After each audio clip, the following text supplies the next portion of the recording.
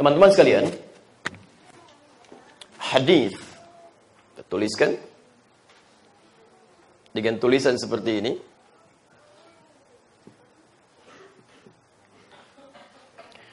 Adalah segala hal yang dinisbatkan kepada Rasulullah sallallahu alaihi wasallam, baik berupa perkataan beliau, perbuatan beliau, ketetapannya, sifat, atau bahkan sikap dan kesehariannya. Singkatnya, segala yang bersumber dari Nabi sallallahu alaihi wasallam itu diistilahkan secara singkat dengan nama hadis. Jelas sampai sini? Baik. Jadi sumbernya langsung dari pribadi Nabi sallallahu alaihi wasallam. Nah, sekarang yang penting kita ketahui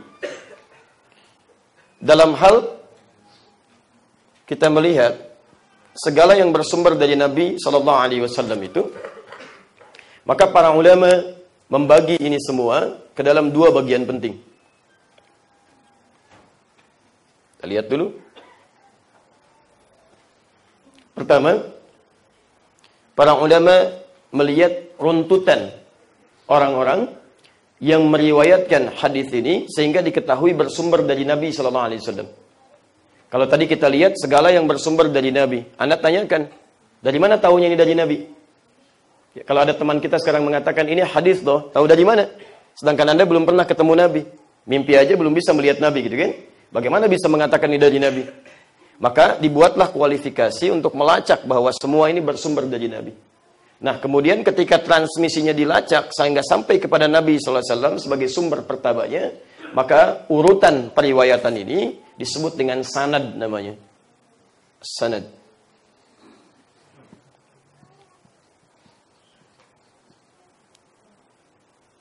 Sanad.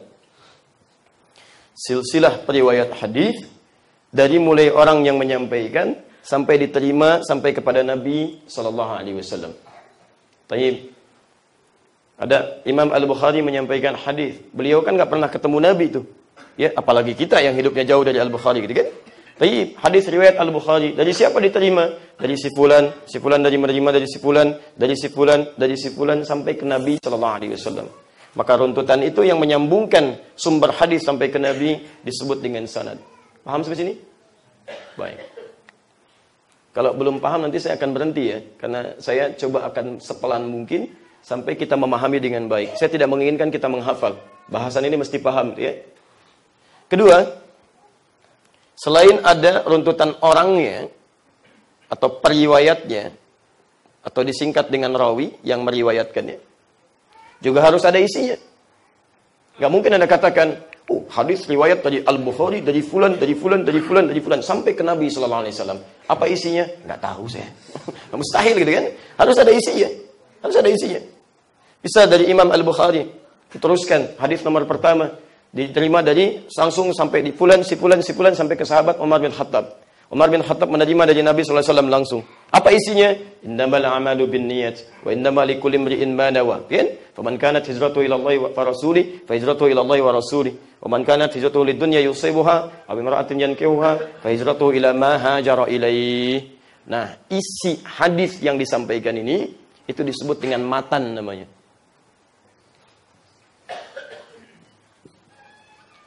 Matan, isi hadis.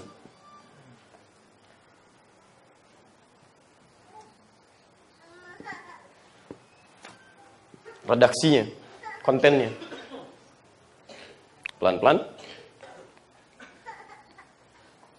Nah, jadi kalau ada seseorang misalnya menyebutkan hadis, maka tidak bisa dia menyampaikan sesuatu disebut dengan hadis kecuali mesti ada dua hal ini. Di dalam ilmu hadis disebut dengan dua sayap hadis. Kalau satu sayapnya bermasalah, maka sulit untuk diterima sebagai hadis yang baik, yang utuh. Seperti burung punya dua sayap, satu bermasalah nggak bisa terbang dia. Ya. Paham sampai sini?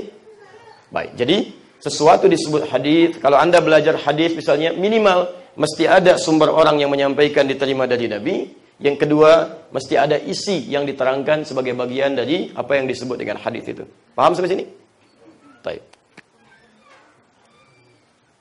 Silakan bergabung, bisa duduk sebaik yang bisa didapatkan. Baik.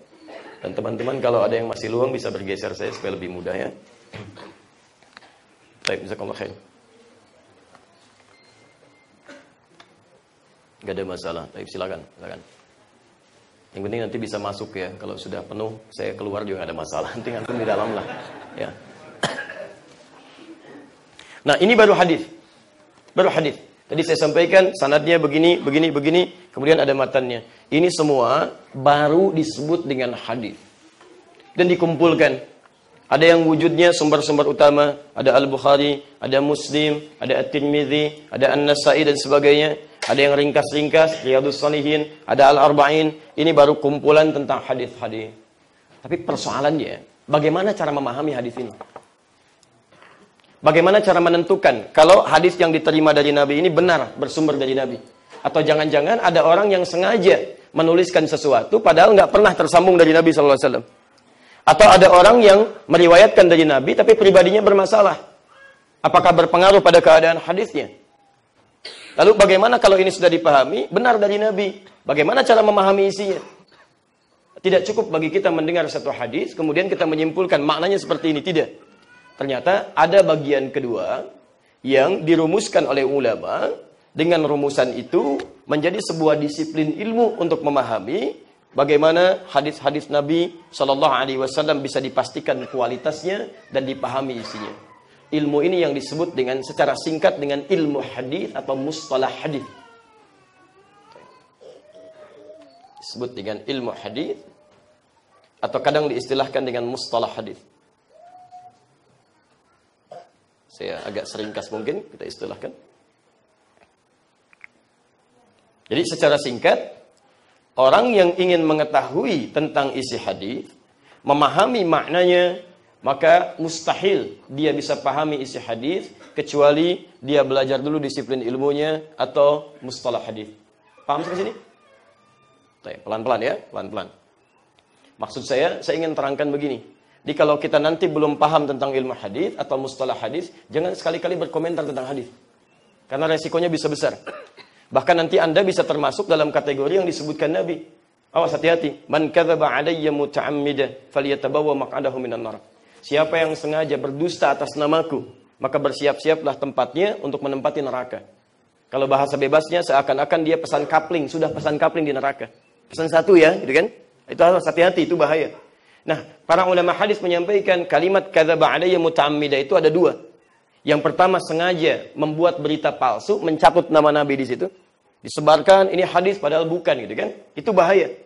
Atau yang kedua, dia menyampaikan hadis benar hadisnya, tapi karena tidak paham dia menyampaikan isinya sehingga keliru isinya. Itu pun disebut berdusta atas nama Nabi sallallahu alaihi wasallam. Karena itu orang dulu sangat berhati-hati. Walaupun hafal 1000 hadis, 2000 hadis, 10.000 hadis, 100.000 hadis, bukan cuma matannya, dengan sanadnya sekalian. Dengan sanadnya sekalian. Itu tidak akan pernah berkomentar tentang hadis karena saking takutnya masuk dalam kategori hadis tadi. Paham sampai sini? Baik. Nah, sekarang kita akan berikan gambaran ilmu tentang ini secara singkat saja. Lalu nanti kita berikan bagaimana para ulama berusaha untuk memahaminya sehingga muncul tampilan-tampilan hadis seperti sekarang.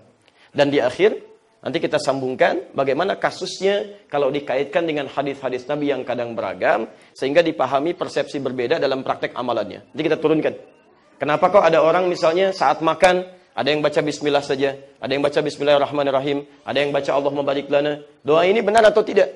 Saat Anda akan menyimpulkan doa ini atau benar atau tidak kan mesti dilacak dari mana sumbernya, dalilnya. Ditemukan di hadis. Tidak langsung ada hadis kemudian dikatakan ini benar, harus dilihat dulu. Bagaimana kualitas hadisnya? Apakah sanadnya benar? Apakah isinya seperti yang kita bayangkan? Atau ada gambaran-gambaran lain yang harus diketahui? Saya agak sedikit cepat. Sebentar, paham sampai sini? Baik. Boleh saya hapus dulu? Alhamdulillah. Masih konsisten, tenang aja ya. Baik. Bismillah.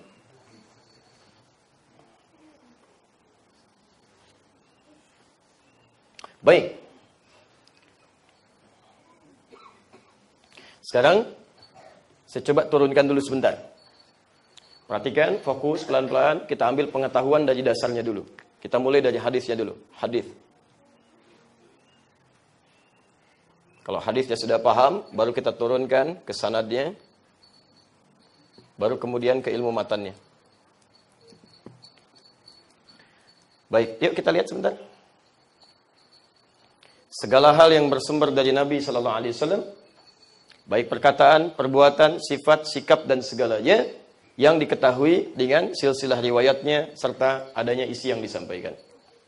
Nah, para ulama kemudian berusaha mengumpulkan hadis-hadis ini, dicari, ditemukan, sampai muncul kemudian ada kitab-kitab hadis yang populer kita dapati sampai dengan saat ini. Nah, saya mau berikan ilmu dulu, ini penting untuk diketahui. Jenis-jenis kitab-kitab hadis atau kumpulan-kumpulan hadis yang sekarang menjadi kitab, itu setidaknya dibagi sampai 4 sampai 5 bagian. Saya ulang ya, dibagi 4 sampai 5 bagian. Saya istilahkan dulu. 1, ada yang disebut Al-Jami'. Kedua, ada yang disebut dengan As-Sunan. Ketiga, ada yang disebut dengan Musnad, Al-Musnad. Yang keempat, ada yang disebut dengan Mu'jam, Al-Mu'jam. Dan sebagai tambahan, ada yang disebut dengan Al-Mukhtarat.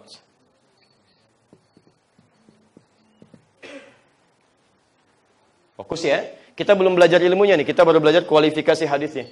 Ya, klasifikasi kitab-kitab hadis yang ada sampai sekarang. Awas hati-hati, ini nanti penting supaya saat Anda akan beli kitab hadis, Anda mengerti apa yang harus dibeli. Kebutuhan Anda yang mana? Jangan-jangan Anda butuhnya sunan, tapi kok belinya jami, nggak akan nyambung tuh. Ya, jelas ya? Yuk lihat sekarang pelan-pelan. Pertama, ada yang disebut dengan Al-Jami', yaitu kitab hadis yang menghimpun aneka persoalan secara global, secara luas. Di bahasanya komprehensif, tapi masih cukup luas. Tidak spesifik di bidang tertentu. Ya, misal, dia tidak membahas fikih aja. Atau misalnya membahas urusan muamalah saja, kan? Nah, tapi masih dibahas secara umum. Jadi persoalan iman ada di situ, persoalan ibadah ada di situ, persoalan muamalah ada di situ. Diambil hadis-hadisnya secara umum di situ. Ini yang disebut dengan Al-Jami'. Kitab hadis yang paling populer masuk kualifikasi ini atau klasifikasi ini, ada 2 hal yang paling sahih sampai dengan masa kini. Yang pertama, yang dikarang oleh Imam Al-Bukhari. Kedua, yang dikumpulkan oleh Imam Muslim. Yang Anda sering istilahkan dengan Sahih Al-Bukhari dan Sahih Muslim. Nah, 2 kitab ini masuk dalam kategori Al-Jami'. Bahkan kalau Anda buka misalnya bukunya Imam Al-Bukhari yang sering disingkat dengan Sahih Al-Bukhari itu judulnya bukan Sahih Al-Bukhari. Bukan. Judulnya cukup panjang dimulai dengan kata Al-Jami'. Al-Jami' As-Sahih Al-Musnad Al-Mukhtasar min umuri Rasulillah sallallahu alaihi wasallam wa sunanihi wa ayyamihi. Itu namanya. Ayo ulang. Maka lebih mudah disingkat jadi Sahih Al-Bukhari. Tapi penamaan itu penting untuk menghadirkan pengetahuan tentang isinya, sehingga ketika kita merasa butuh, baru kita dapatkan dan kita baca. Al-Jami, kata Imam Al-Bukhari, kitab saya ini termasuk kategori Al-Jami. Isinya masih luas, mencakup berbagai persoalan kehidupan. As-Sahih, saya pastikan semua isinya sahih. Tidak ada yang bermasalah. Al-Musnad, isinya tersambung sampai ke Nabi. Saya telah telusuri. Saya cari orangnya satu persatu. Saya tanyakan dari mana dia menerima sampai ke Nabi. Al-Mukhtasar, isinya tidak berbelit-belit, langsung pada intinya. Langsung pada esensinya. Min umuri Rasulullah sallallahu alaihi wasallam, di dalamnya hanya ada contoh-contoh kehidupan Rasulullah sallallahu alaihi wasallam. Dari mulai bagaimana beliau taharahnya, bagaimana cara meningkatkan imannya, bagaimana di rumah tangganya, bagaimana beliau memberi bimbingan tentang bisnis yang baik, ada semua di situ secara umum.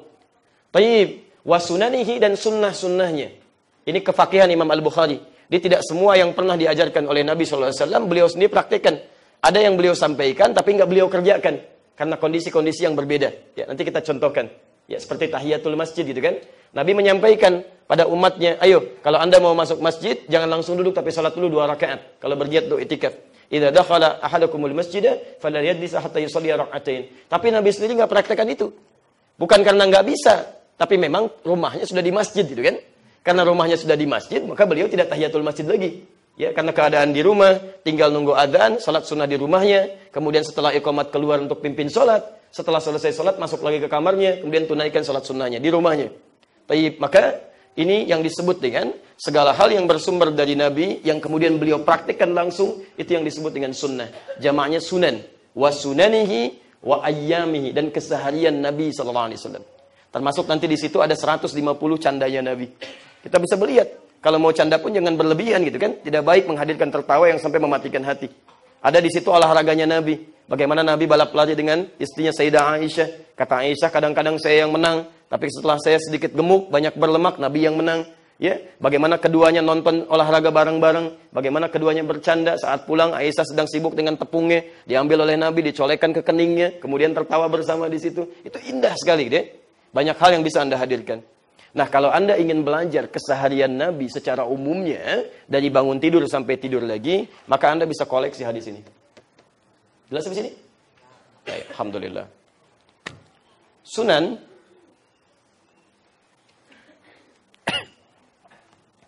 adalah kitab hadis, kitab kumpulan hadis yang disusun berdasar urutan fikih. Yang disusun berdasar urutan fikih. Jadi babnya fikih. Misal, dimulai dengan babut taharah. Bagaimana bertaharah yang baik. Cari air yang benar. Bagaimana cara berwudu yang baik. Kemudian nyambung ke salat. Bagaimana praktek salat sesuai dengan sifat salat Nabi SAW. Dari mulai takbir sampai dengan salam. Terus lanjut lagi nanti ke muamalah dan seterusnya. Jadi babnya dimulai dari urutan fikih.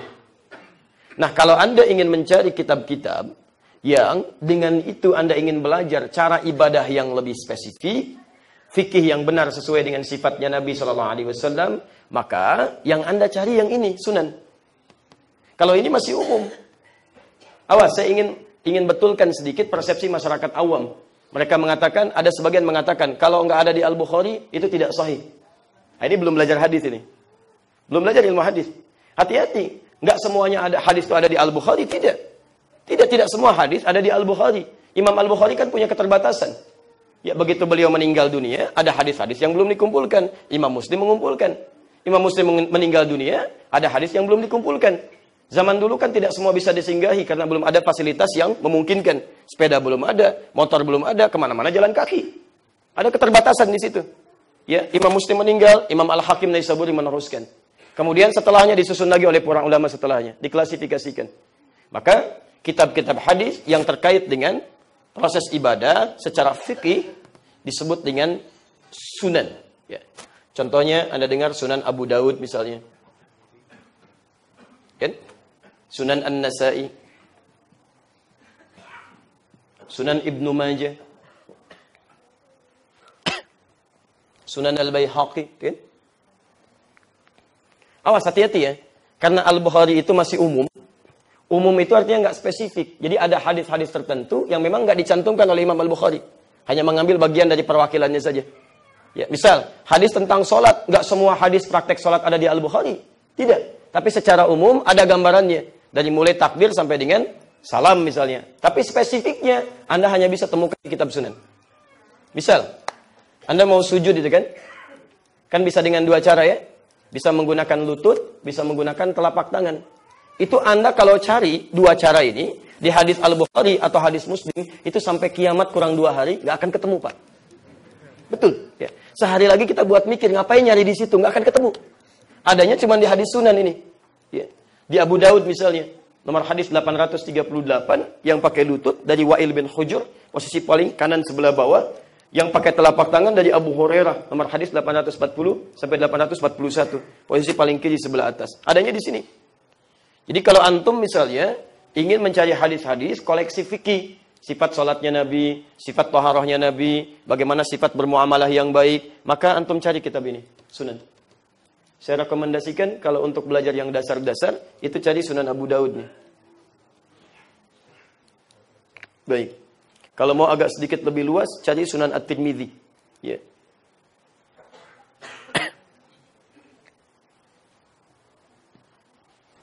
Sebentar, paham sampai sini? Baik, jelas? Alhamdulillah. Teruskan.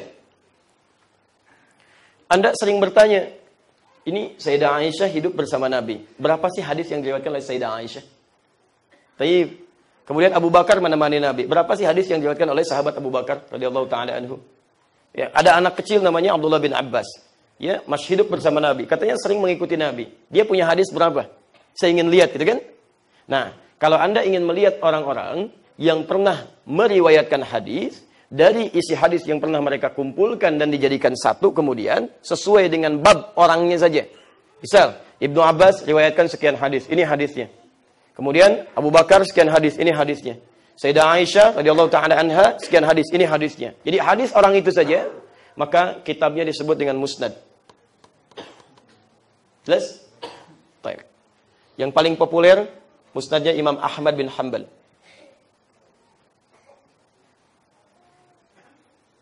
Jadi nanti kalau ada hadis riwayat Ahmad misalnya, bin Hanbal rahimahullah, itu jangan diartikan sunan, jangan disebut sunan. Riwayat Sunan Ahmad, itu belum belajar hadis. Imam Ahmad gak disebut sunan, disebutnya musnad. Musnad Ahmad. Ya. Dan cara menuliskannya juga lain. Cara menuliskannya lain. Kalau ini misalnya Sunan Abu Daud, nomor hadis misal kan, tuliskan misal 838. Kalau musnad tidak. Ya, dia cara menuliskannya seperti ini misal. 1/259. Kalau Anda melihat seperti ini, biasanya dibaca apa ini? Biasanya jilid pertama ini halaman 259. Nah, dalam kitab musnad bukan begitu cara bacanya. Membacanya ini musnad pertama. Siapa musnad pertama itu? Dibuka di kitabnya. Oh, Abdullah bin Abbas. Abdullah bin Abbas punya 2000 hadis. Nomor hadis 259. Jelas ya? Nah, apa pentingnya kitab musnad ini? Ini saya berikan sedikit rahasianya.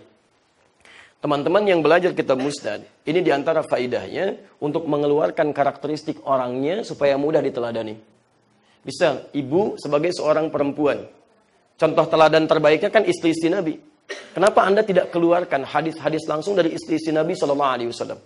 Bagaimana Aisyah berinteraksi dengan Nabi? Bagaimana misalnya Saudah binti Zam'ah berinteraksi dengan Nabi? Bagaimana kemudian sahabat-sahabiah yang lainnya istri-istri Nabi berinteraksi dengan Nabi SAW? Keluarkan hadisnya, Anda pelajari, dan Anda insya Allah jadi perempuan terbaik di zamannya. Tinggal keluarkan aja. Ya. Sudah berapa tahun Anda jadi istri? Jadi ibu. Kenapa nggak dikeluarkan tuntunan hadis-hadis bimbingan menjadi istri yang baik? Bimbingan jadi ibu yang baik. Dan nggak ada contoh terbaik kecuali istri Nabi SAW. Keluarkan hadisnya dari kitab musnad, pelajari itu semua, praktekkan dalam kehidupan. Antum juga sama. Ya, kita ingin didik anak kita lebih baik misalnya kan? Bukankah ada di zaman Nabi anak-anak yang belajar pada Nabi? Abdullah bin Abbas punya 2000 hadis. Abdullah bin Umar 2800 hadis. Ya, ada Abdullah bin Amr bin As yang usia 9 tahun sudah jadi ahli fikih. Bukan cuma ahli hadis, ahli Quran, ahli fikih. Sampai minta pada bapaknya, "Pak, nikahkan saya," katanya, karena saya sudah paham istilah fikih semua. Usia 9 tahun. Anda bisa bayangkan. Nah, kita punya cita-cita bagaimana anak kita tuh 9 tahun bisa jadi hafal Quran, paham hadis, dan tahu fikih. Kenapa nggak Anda keluarkan hadis-hadis dia? Bagaimana cara beliau belajar, apa yang dipelajari, apa yang disampaikan. Ini poinnya. Ya, antum juga begitu. Ya, misal, kan sahabat Nabi tidak semuanya ustad. Malah sedikit yang ustad. Ali bin Abi Thalib itu kan. Ada Mu'adz bin Jabal. Baik, ada Abdullah bin Mas'ud. Umumnya apa? Umumnya Masya Allah ada yang pengusaha. Banyak sekali. Abu Bakar As-Siddiq, Utsman bin Affan, ya, Abdurrahman bin Auf, radhiyallahu ta'ala anhum jami'an. Dan mereka ahli surga. Bahkan Abu Bakar itu kan diantara sahabat Nabi yang pertama masuk surga. Tanpa hisab lagi. Pengusaha, bukan ustadz, bisa masuk surga. Tanpa hisab. Masya Allah. Bagaimana bisa seperti itu? Antum keluarkan. Bagaimana Nabi SAW membimbing mereka dalam berusaha. Keluarkan hadisnya turunannya. Orang-orangnya keluarkan. Seperti apa gambarannya, gitu kan? Nah, ini poinnya. Bahkan hebatnya nanti diantara mereka asetnya masih ada sampai dengan hari ini. Ya, seperti pernah sering saya sampaikan. Utsman bin Affan, sahabat Nabi, menikah dengan 2 putri Nabi. 2 putri Nabi, Anda bayangkan. Orangnya soleh luar biasa. Taat, sangat pemalu. Sampai kata Nabi, malaikat Jibril kalau turun, ikut malu kalau lihat Utsman. Masya Allah gitu kan. Dan sibuknya luar biasa. Bisnisnya sibuk luar biasa. Asetnya banyak. Sampai hari ini masih ada. Tapi masih sempat menunaikan tahajud malamnya. Tidak ketinggalan sholat berjamaahnya. Dan bisnisnya lancar. Dan dekat dengan Allah Subhanahu Wa Taala. Masuk surga tanpa hisab. Antum cek sampai dengan subuh ini. Cek. Ya. Menantu Nabi bukan, sahabat Nabi bukan, tetangga Nabi bukan, gitu kan? Masya Allah, surganya belum jelas. Ya, jangankan masuk surga tanpa hisab, surganya belum jelas sampai dengan hari ini. Gitu kan? Seperti apa gambarannya? Kalau malaikat turun, belum tentu mahluk, lihat antum. Baik. Gua cek. Asetnya nggak sebanyak Utsman, tapi sibuknya lebih daripada Utsman. Berangkat gelap, pulang gelap, tahajud enggak, ya, subuh kesiangan, gitu kan? Masya Allah. Masuk surga pengen tanpa hisab, plus surga Firdaus lagi, gitu kan? Agak repot di sini. Nah, ini poinnya. Dia antum bisa keluarkan bagaimana tipikal beliau ketika berusaha. Ini sahabat Utsman bin Affan radhiyallahu taala anhu. Baik, teruskan. Mu'jam. Antum sering kali tanyakan, Ustaz, ini ada hadisnya enggak? Baik. Ini hadisnya di mana? Innamal a'malu binniyat. Ini hadisnya di mana? Bagaimana kualitasnya? Maka ulama sudah mulai fikirkan. Kalau ada orang-orang ingin mencari hadis, terlalu lama dia mencarinya, dibuka satu persatu, maka kemudian dibuatlah satu rumusan yang disebut dengan kitab Mu'jam. Mu'jam. Kitab hadis yang disusun umumnya secara alfabetis. Ya, dari hijaiyah, dari hamzah sampai dengan ya. Jadi kalau antum misalnya melihat hadis innamal a'malu binniyat, ingin dicari, tinggal cari di huruf hamzah misalnya. Hamzah harakatnya kasrah. Innama diurutkan kelihatan, sampai. Zaman dulu belum ada komputer. Kalau sekarang mudah sekali, ya. Nanti pertemuan berikutnya insyaallah tolong diingatkan panitia ya. Saya mau tunjukkan nanti satu hasil karya, Masya Allah ya, sarjana-sarjana muslim yang menghadirkan satu konsep digital, perpustakaan digital, yang kalau antum pengen lihat hadis tinggal klik aja. Nanti saya tunjukkan, dan kalau mau copy, saya simpan nanti filenya selama sebulan di sini. Silakan antum copy itu sebanyak-banyaknya. Dan itu gratis, silakan. Saya senang kalau Anda tebarkan lagi, sehingga jadi kemaslahatan bersama untuk dipelajari. Nanti insya Allah ada koleksi-koleksi ratusan ribu kitab, bahkan mungkin masuk pada level jutaan yang nanti saya punya koleksinya. Itu keunggulannya, bukan cuma kitab yang disalin, tapi ada yang di-copy, di-scan langsung, nasakh. Di-scan dari kitab aslinya, ada yang versi manuskripnya, ada yang versi salinannya. Jadi kalau ada teman-teman yang menulis butuh sesuatu, nanti tinggal copy dari situ, dicocokkan dengan aslinya. Jadi kelihatan betul itu kan, dan insya Allah jadi lebih baik. Ya. Dan masih asli insya Allah, masih pakai bahasa Arab. Kemudian dia kan. Baik, Mu'jam yang terkenal Mu'jam At-Tabrani. Mu'jam At-Tabrani.